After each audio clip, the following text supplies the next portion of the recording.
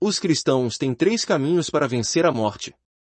Primeiro, confiar que não morreremos enquanto nossa obra não estiver terminada. Segundo, não ter medo da morte, mesmo que ela nos sobrevenha, pois sabemos que seu aguilhão já foi removido. E terceiro, crer que seremos completamente libertos da morte, pois vamos ser arrebatados por ocasião da volta do Senhor. Vamos analisar cada um deles. Só morrer depois de terminada nossa obra. Se não tivermos convicção plena de que concluímos nossa obra e de que o Senhor não mais requer nossa permanência na terra, devemos resistir à morte por todos os meios. Se os sinais da morte se tornarem visíveis em nosso corpo antes do término de nossa obra, decididamente devemos resistir tanto a ela como a esses sinais. Podemos crer que o Senhor vai dar todo apoio a essa resistência, pois ainda temos trabalho a realizar. Assim, enquanto nossa missão não chegar ao fim, podemos confiar totalmente no Senhor, mesmo que enfrentemos fortes sinais físicos. Cooperando com o Senhor, e resistindo à morte, logo veremos Jesus operando em nós com o intuito de tragar a morte por meio de sua vida. Observe como o Senhor Jesus resistiu às garras da morte. Quando o povo tentou empurrá-lo penhasco abaixo, ele passou no meio da multidão e foi embora. Lucas 4:29-30. Certa vez, Jesus andava pela Galileia, porque não desejava percorrer a Judéia, visto que os judeus procuravam matá-lo. João 7:1. Em outra ocasião, os judeus pegaram em pedras para atirarem nele, mas Jesus se ocultou e saiu do templo. João 8:59. Por que Jesus resistiu 3 vezes à morte? Sua hora ainda não chegará. Ele sabia que havia um tempo certo estabelecido para a morte do Messias. Ele não morreria antes do momento designado por Deus, nem poderia morrer em qualquer outro lugar, a não ser o Gólgota. Nós também não precisamos morrer antes do tempo. Da mesma forma, o apóstolo Paulo também resistiu à morte. Os poderes das trevas queriam para ele uma partida prematura, mas ele sempre alcançou a vitória. Certa vez, na prisão, sabendo que o desfecho ali poderia ser a morte, afirmou: Entretanto, se o viver na carne traz fruto para o meu trabalho, já não sei o que hei de escolher. Ora, de um e outro lado, estou constrangido, tendo desejo de partir e estar com Cristo, o que é incomparavelmente melhor. Mas, por vossa causa, é mais necessário permanecer na carne. E, convencido disto, estou certo de que ficarei e permanecerei com todos vós, para o vosso progresso e gozo da fé. Filipenses 1:22-25. Paulo não tinha medo de morrer. Pela fé em Deus, porém, sabia que não morreria antes de concluir sua obra. Foi essa sua vitória sobre a morte. E, bem no fim, quando disse combati o bom combate, completei a carreira, guardei a fé, sabia também que o tempo da sua partida era chegado. 2 Timóteo 4:7-6. Não devemos morrer antes de completar nossa carreira. Pedro também teve conhecimento do momento da sua partida, certo de que estou prestes a deixar o meu tabernáculo, como efetivamente nosso Senhor Jesus Cristo me revelou. 2 Pedro 1:14. É um erro de nossa parte afirmar, com base numa avaliação pessoal das circunstâncias, condições físicas e sentimentos que nossa hora chegou. Devemos esperar uma revelação clara do Senhor. Vivemos para Ele, por isso devemos também morrer para Ele. Temos de resistir a qualquer impulso para partir que não seja um chamado do Senhor. Lendo o Antigo Testamento, vemos que todos os patriarcas morreram avançados em anos. Que quer dizer essa frase? Significa que viveram até ao fim do tempo que Deus lhes designou. O Senhor determinou para cada um de nós uma certa idade, João 21. Se não a alcançarmos, não teremos vencido a morte. Como podemos conhecer o tempo que Deus designa para cada um de nós? A Bíblia apresenta um padrão: os dias da nossa vida sobem a 70 anos ou, em havendo vigor, a 80. Saímos 90-10. Não estamos querendo dizer que todos devem viver pelo menos 70 anos, pois assim estaríamos usurpando a soberania de Deus. Entretanto, caso não recebamos registro de um período mais curto, devemos aceitar esse número como sendo o padrão, e rejeitar uma partida anterior a ele. Permanecendo na palavra de Deus, alcançaremos a vitória. Não ter medo da morte.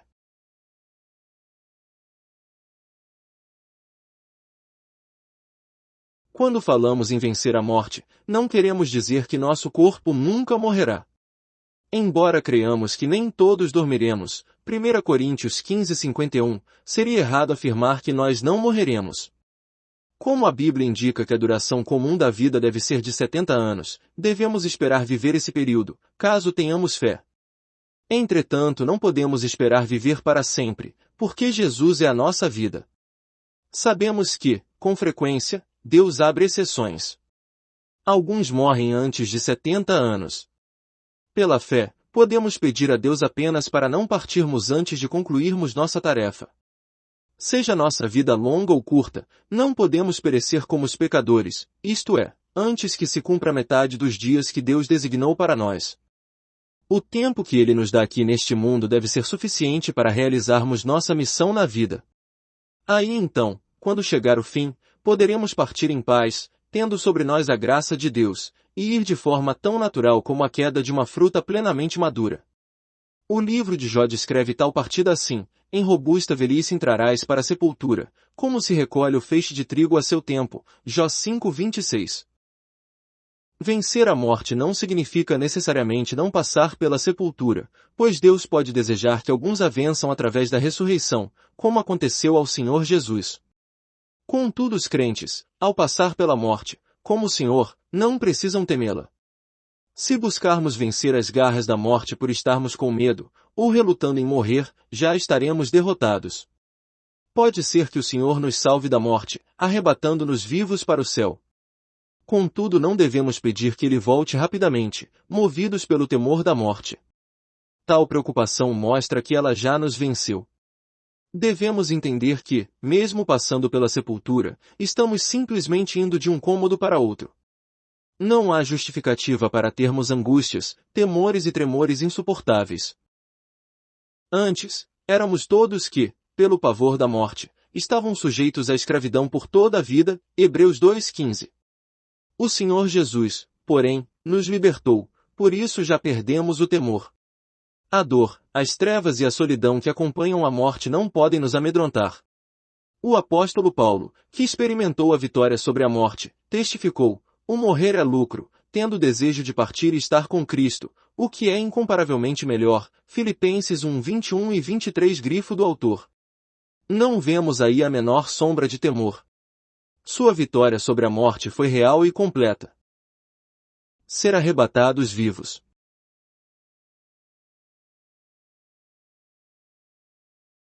Sabemos que na volta do Senhor Jesus muitos serão arrebatados vivos. Essa é a última maneira pela qual alguém pode vencer a morte. Paulo fala sobre isso em 1 Coríntios 15:51 e 52 e em 1 Tessalonicenses 4:14 a 17. Reconhecemos que não existe data determinada para a vinda do Senhor. Ele poderia ter voltado a qualquer momento, nesses últimos 20 séculos. Com isso, os crentes puderam nutrir a esperança de ser arrebatados sem passar pela sepultura. Visto que hoje a volta do Senhor está muito mais próxima do que antes, nossa esperança de sermos arrebatados vivos é maior do que a de nossos predecessores. Não desejamos falar muito, mas podemos afirmar com segurança que, se o Senhor Jesus viesse em nossos dias, certamente gostaríamos de estar vivos para sermos arrebatados. Sendo assim, devemos vencer a morte, não aceitando morrer antes da hora que Deus designou para nós, a fim de sermos arrebatados vivos. De acordo com o que dizem as Escrituras, alguns crentes serão arrebatados sem passar pela morte. Esse arrebatamento constitui outro tipo de vitória sobre a morte. Enquanto permanecermos vivos aqui na terra, não poderemos negar que é possível estarmos entre aqueles que serão arrebatados dessa maneira. Será que isso não é motivo para nos prepararmos para vencer a morte por completo? Satanás reconhece que seus dias estão contados, e por isso emprega toda a sua força para impedir que os cristãos sejam arrebatados. Isso explica, em parte, por que os filhos de Deus hoje estão sendo atacados no corpo de forma tão feroz. Como esses ataques físicos são muito sérios, os crentes parecem perceber em si mesmos o odor da morte. Com isso, abandonam qualquer esperança de serem arrebatados. Não têm ideia de que isso nada mais é que um desafio do inimigo, visando a impedir sua ascensão. Se, no entanto, perceberem que estão a caminho do arrebatamento, naturalmente terão um espírito combativo contra a morte.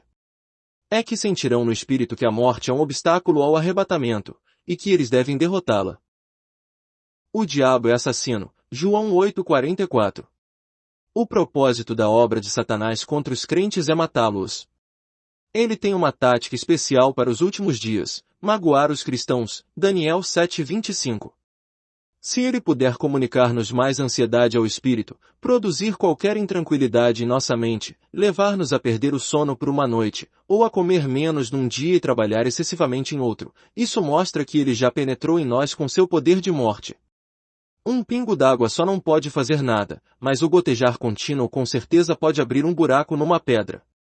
Satanás acha-se familiarizado com essa verdade, e por isso provoca uma preocupação pequena aqui, um pouco de ansiedade ali, uma negligência acolá, sempre com o propósito de literalmente magoar ou destruir os cristãos. Armados da vitória de Cristo, devemos fechar com toda a firmeza as portas do Hades, que se acham escancaradas. Temos de resistir à morte, proibindo qualquer incursão dela em nosso corpo. Precisamos resistir a tudo que possa significar uma tendência para a morte. Devemos encarar a doença, as fraquezas e o sofrimento com essa atitude. Às vezes, a morte já está operando no corpo, embora ele possa não estar consciente disso. A ansiedade de espírito ou a tristeza de alma também podem produzir a morte. No momento, Deus está nos chamando ao arrebatamento. Então, devemos subjugar qualquer evento que possa impedir que ele aconteça. Deus submete seus filhos a várias situações que os impelem a entregar a vida totalmente na mão do Senhor, como que por um fio de fé. Deixá-la na mão dele é sua única esperança de sobrevivência. E durante todo o tempo é como se esses cristãos estivessem clamando: Senhor, deixa-me viver. Nossa batalha hoje é a batalha pela vida. Em toda parte, há espíritos malignos e assassinos agindo. Se os crentes não resistirem e orarem, serão derrotados. Se continuarem passivos, inevitavelmente morrerão. Alguém talvez ore assim: Senhor, permite-me vencer a morte. E Deus responderá: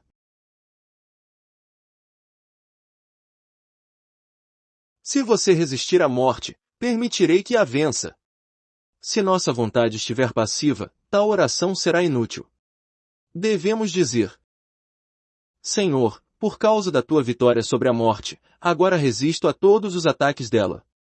Estou determinado a vencer a morte agora. Senhor, torna-me vitorioso. O Senhor nos capacitará a vencer a morte. Portanto, devemos nos apossar das promessas de Deus, pedindo-lhe a vida, e confiando que nada nos poderá causar dano. Não devemos nos render ante o poder da morte, senão ela nos atingirá. É possível até que nos encontremos num lugar altamente contaminado, mas poderemos resistir a essas enfermidades, não permitindo que nenhuma delas nos ataque. Não devemos permitir que a morte nos atinja por meio da enfermidade. Não podemos mais aguardar a volta do Senhor passivamente, conformando-nos com a ideia de que, de qualquer maneira, seremos todos arrebatados. Precisamos estar preparados. Como em tudo mais, é preciso que a Igreja opere em harmonia com Deus também na questão do arrebatamento. A fé nunca deixa os acontecimentos ocorrerem de acordo com a lei do menor esforço. Cada um de nós deve resistir à morte individualmente. Devemos também ansiar pelo arrebatamento, de todo o coração. É necessário exercitar a fé, mas isso não significa que podemos abandonar passivamente nossas responsabilidades. De que nos adiantará crer, apenas com o intelecto, que podemos escapar da morte se continuarmos a submeter-nos passivamente ao poder dela? O pecado mortal.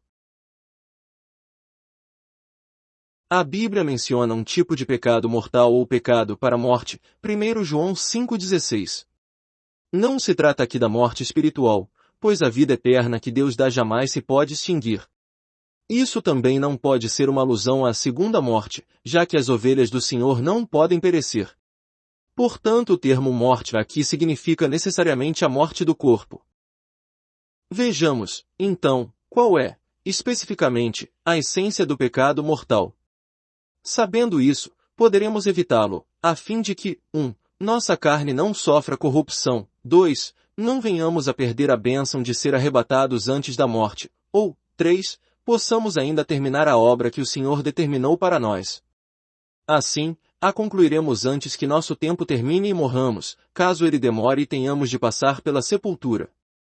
Podemos dizer que, pelo fato de muitos filhos de Deus ignorarem essa questão, eles morreram prematuramente e perderam sua coroa. Muitos obreiros ainda poderiam estar servindo ao Senhor, caso tivessem levado isso em consideração. A palavra não define claramente em que consiste esse pecado. Ela só nos assegura que ele existe e podemos cometê-lo. Pelos registros das Escrituras, entendemos que esse pecado varia de uma pessoa para outra. O que para uns é mortal, para outros pode não ser, e vice-versa. Isso se deve às variações na graça que cada crente recebe, no conhecimento que cada um tem e na posição que cada um alcança. Embora a Bíblia, em nenhum lugar, dê nome a esse pecado, podemos no entanto observar que qualquer pecado que resulte em morte constituiu-se em pecado mortal. O povo de Israel cometeu tal pecado em Cádiz, Números 13, 25 a 14 e 12. Embora tivessem tentado o Senhor muitas vezes antes, 14 e 22, em todas elas ele simplesmente lhes perdoou. E mesmo nessa vez, quando se recusaram a entrar em Canaã, apesar de lhes ter perdoado, ele também determinou que o cadáver deles caísse no deserto, 14 e 32. Nas águas de Meribá, Moisés foi tentado a falar irrefletidamente, saímos 106:33. Esse foi seu pecado mortal, por isso morreu fora de Canaã. Arão cometeu a mesma ofensa que Moisés, e foi também proibido de entrar na Terra Santa, Números 20 e 24. O homem de Deus que viajava de Judá para Betel desobedeceu à ordem do Senhor com respeito a comer e beber.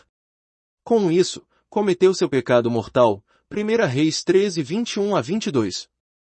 No Novo Testamento, vemos Ananias e Safira sendo punidos com a morte por terem cometido o que para eles foi seu pecado mortal. Tentaram mentir ao Espírito Santo, guardando parte do produto da venda de sua propriedade, Atos 5. O homem de Corinto, que viveu com a esposa do pai, também foi culpado desse pecado, forçando o apóstolo Paulo a pronunciar julgamento sobre ele, dizendo que fosse entregue a Satanás para a destruição da carne, 1 Coríntios 5:5. Em Corinto, muitos irmãos morreram por não terem discernido o corpo e o sangue do Senhor, 1 Coríntios 11, 27 a 30. Esses também cometeram o pecado para a morte. Para vencer a mortalidade, temos de lutar com persistência contra o pecado, porque é ele que traz a morte. Quem deseja viver até o fim do tempo que Deus designou para ele, ou até a volta do Senhor, precisa ser cuidadoso para não pecar. Por negligenciar essa questão, muitos têm sido levados para a sepultura prematuramente. O pecado mortal não é nenhuma transgressão particular e terrível, pois a Bíblia não o define em nenhum lugar. O pecado de fornicação, cometido pelos coríntios, pode ser considerado como mortal. Contudo, palavras irrefletidas, como as que Moisés pronunciou, também podem tornar-se um pecado para a morte. Observemos como as Escrituras caracterizam Moisés. Era o varão Moisés muito manso, mais do que todos os homens que havia sobre a terra, Números 12, 3. Por isso, Deus não poderia tolerar nenhum pecado na vida desse homem. Vivemos no tempo da graça. Deus é cheio de graça para conosco. Que nosso coração esteja confortado. Não permitamos que Satanás nos acuse, insinuando que cometemos o pecado mortal, e que por isso devemos morrer. Embora a Bíblia não ordene que oremos pelos que cometeram o pecado mortal, Deus nos perdoará se julgarmos a nós mesmos e genuinamente nos arrependermos. Na opinião de muitos estudiosos da Bíblia, o homem de 2 Coríntios 2, 6 e 7 é o mesmo que viveu com a esposa do pai. Em 1 Coríntios 11, 30 a 32, Paulo ensina que, mesmo que tenhamos cometido o pecado para a morte, podemos escapar se verdadeiramente nos julgarmos. Desse modo, não devemos permitir que nenhum pecado reine em nosso corpo, para que não se torne um pecado mortal. Nossa carne pode estar enfraquecida, todavia jamais devemos perder a atitude de julgar a nós mesmos. Temos de julgar nosso pecado sem misericórdia. É verdade que nunca podemos alcançar uma perfeição total, isto é, viver sem pecados nesta vida, mas é indispensável que os confessemos sempre, confiando na graça de Deus. O Senhor nos perdoará. Aqueles que buscam a vitória sobre a morte precisam lembrar-se disso. Ele lhes faz ver as suas obras, as suas transgressões, e que se houveram com soberba. Abre-lhes também os ouvidos para a instrução e manda-lhes que se convertam da iniquidade. Se o ouvirem e o servirem, acabarão seus dias em felicidade e os seus anos em delícias. Porém, se não o ouvirem, serão traspassados pela lança e morrerão na sua cegueira. Os ímpios de coração amontoam para si a ira, e, agrilhoados por Deus, não clamam por socorro. Perdem a vida na sua mocidade e morrem entre os prostitutos cultuais. Jó 36, 9-14. Os ensinamentos de Provérbios. O livro de Provérbios focaliza o viver diário do crente aqui neste mundo. Nele podemos aprender bastante sobre como conseguimos nos manter vivos. Aqui vamos examinar principalmente as instruções dele relacionadas com o modo de vencermos a morte. Filho meu, não te esqueças dos meus ensinos, e o teu coração guarde os meus mandamentos, porque eles aumentarão os teus dias e te acrescentarão anos de vida e paz. 3:1-2. Retenha o teu coração as minhas palavras, guarda os meus mandamentos e vive. 4:4.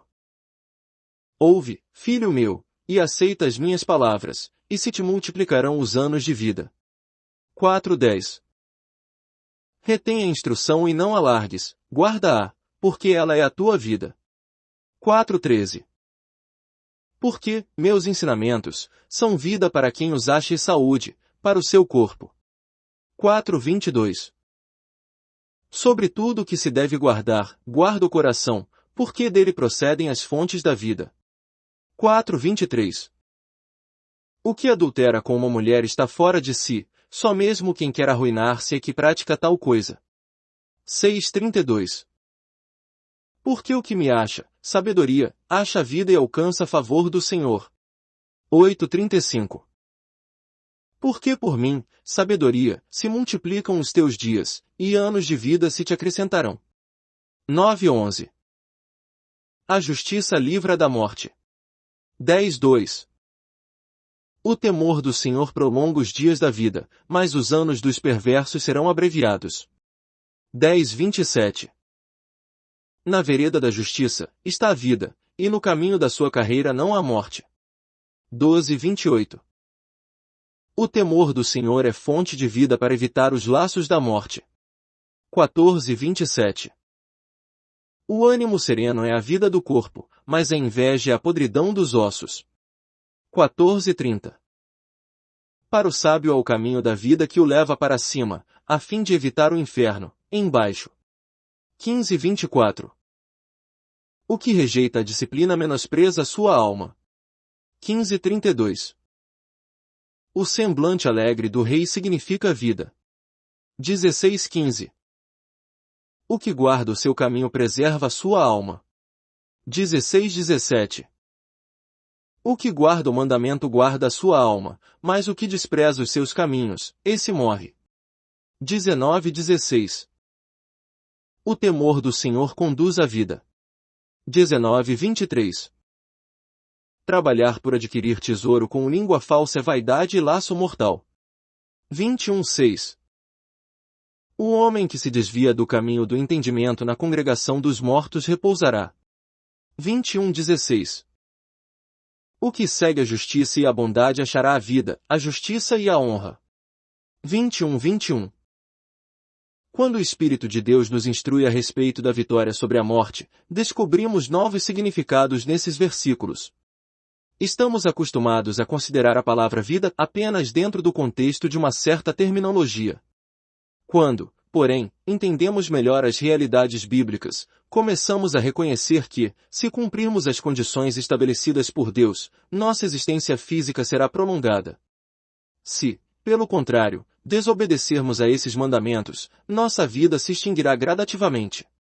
Deus nos exorta, por exemplo, a honrar pai e mãe, para que te vá bem, e sejas de longa vida sobre a terra, Efésios 6:2-3. Se desobedecermos a esse princípio, nosso tempo aqui na terra será reduzido, devido ao pecado.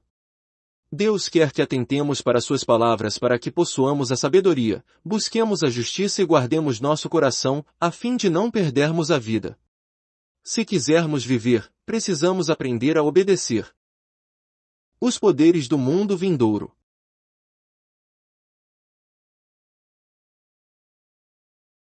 A Bíblia diz que, no reino futuro, o Senhor Jesus será o sol da justiça, trazendo salvação em suas asas. Malaquias 4:2. E nenhum morador de Jerusalém dirá, estou doente. Isaías 33:24. Naquele tempo nós, os crentes, desfrutaremos daquilo que as Escrituras predizem. E, quando este corpo corruptível se revestir de incorruptibilidade, e o que é mortal se revestir de imortalidade, então, se cumprirá a palavra que está escrita, tragada foi a morte pela vitória. 1 Coríntios 15:54. Para os cristãos, a característica da era do reino será a ausência de fraqueza, doenças e morte, porque nosso corpo terá sido redimido e Satanás, pisado. As Escrituras igualmente ensinam que, já no presente, podemos gozar os poderes do mundo vindouro, Hebreus 6:5. Embora nosso corpo esteja ainda aguardando a redenção, podemos hoje, pela fé, gozar antecipadamente os poderes do mundo por vir, livres de fraquezas, doenças e morte. Essa experiência é muito profunda, mas, se o cristão satisfizer as exigências de Deus, e confiar plenamente na palavra do Senhor, poderá desfrutar dela. Para a fé, não existe tempo. Assim como ela pode receber daquilo que Deus realizou por nós no passado, também pode obter o que Ele ainda há de fazer no futuro. O apóstolo Paulo descreve a mudança que se operará em nosso corpo, dizendo, pois, na verdade, os que estamos neste tabernáculo gememos angustiados, não por querermos ser despidos, mas revestidos, para que o mortal seja absorvido pela vida. Ora, foi o próprio Deus quem nos preparou para isto, outorgando-nos o penhor do Espírito. 2 Coríntios 5:4-5. A palavra penhor aí significa um sinal, isto é, um pagamento inicial que se faz como garantia de que se pagará tudo futuramente. O Espírito Santo em nós é a garantia divina de que o que é mortal será absorvido pela vida. Embora até hoje não tenhamos experimentado essa vitória em sua plenitude, podemos experimentá-la em parte, porque possuímos o Espírito Santo como sinal. O Espírito nos foi dado para podermos antegozar o triunfo futuro da vida. E manifestada, a graça de Deus, agora, pelo aparecimento de nosso Salvador Cristo Jesus, o qual não só destruiu a morte, como trouxe à luz a vida e a imortalidade, mediante o Evangelho. 2 Timóteo 1:10. A vida e a imortalidade, declara o apóstolo, constituem a porção comum de todos aqueles que recebem o Evangelho. Daí a pergunta, até que ponto o Espírito Santo pode induzir o crente a entrar na posse dessa bênção? A morte foi abolida, portanto isso deve trazer algum benefício para nós. Esta nossa era, porém, está prestes a terminar. Com o arrebatamento em vista, o Espírito Santo pretende levar os cristãos a experimentar mais e mais dessa bênção. Precisamos crer que é possível antegozar os poderes do mundo vindouro. Quando Paulo exclama, graças a Deus, que nos dá a vitória por intermédio de nosso Senhor Jesus Cristo, 1 Coríntios 15:57, está falando de algo que ocorre no presente, mas também está levando em conta o problema da morte. Embora ele esteja se referindo à vitória total sobre a morte que ocorrerá no futuro, ainda assim não deixa essa experiência inteiramente para o porvir. Ele declara que podemos vencer por meio do Senhor Jesus, agora. Um dos princípios pelos quais Deus opera é o seguinte: o que ele pretende fazer numa determinada era manifesta primeiro em alguns dos seus fiéis. O que todos vão experimentar no milênio, os membros de Cristo devem experimentar ainda hoje. Mesmo nas dispensações passadas houve pessoas que provaram de antemão dos poderes do mundo vindouro. Quanto mais, então, a Igreja de nossos dias deve experimentar a vitória de Cristo sobre a morte. Deus quer que avancemos e atravessemos as fronteiras do Hades agora. O Senhor nos chama a vencer a morte pelo seu corpo. Nossa batalha só chegará ao fim quando derrotarmos o último inimigo. Cada um de nós deve procurar saber qual é a vontade do Senhor com respeito ao seu futuro. Não estamos defendendo aqui nenhuma ideia supersticiosa, no sentido de que não iremos morrer. No entanto, é fato que estamos no tempo do fim e a volta de Cristo não vai mais demorar. deve consumar-se ainda enquanto vivemos. Por isso, devemos exercitar fé e nos apropriar da palavra de Deus, confiando que não morreremos, mas veremos o rosto do Senhor ainda vivos. Todos nós, que temos essa esperança nele, devemos purificar-nos, assim como ele é puro. Procuremos viver para ele a cada momento, recebendo o poder de sua vida ressurreta para suprir nossas necessidades do espírito, da alma e do corpo. Pela fé, Enoque foi trasladado para não ver a morte. Hebreus 11:5. Devemos crer nisso também. Vamos confiar que não é necessário que morramos. Creiamos que o arrebatamento é certo, e não vai demorar. Pois, antes da sua trasladação, Enoque obteve testemunho de haver agradado a Deus. Hebreus 11:5. E nós? Oh! Como é maravilhosa a glória futura! Como é perfeita a salvação que Deus preparou para nós! Levantemo-nos e nos elevemos. Meu anseio é que estejamos tão cheios do céu que a carne não tenha mais lugar em nós, e o mundo não exerça mais nenhuma atração sobre nosso coração. Que o amor do Pai possa estar em nós, de modo que não tenhamos mais nenhuma comunicação com o inimigo. Que o Senhor Jesus possa satisfazer nosso coração, de modo que não desejemos mais ninguém. E que o Espírito Santo possa fazer brotar em cada crente a oração: Vem, Senhor Jesus.